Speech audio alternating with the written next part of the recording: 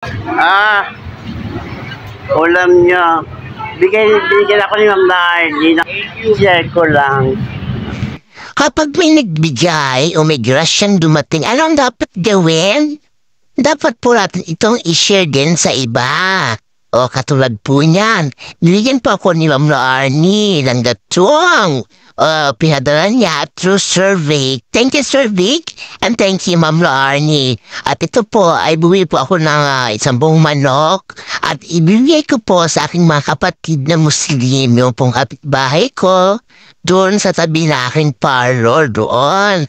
Yung parlor na bigay sa akin din ni Ma'am Lani. Thank you so much, Ma'am Lani, for all the blessings. You are really an angel. O diba? Thank you, Ma'am Lani and Sir Vic sa inyong pagmamahal sa akin.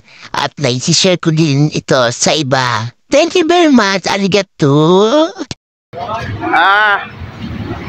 Ulam nyo. Bigyan ako ni Ma'am Darlene.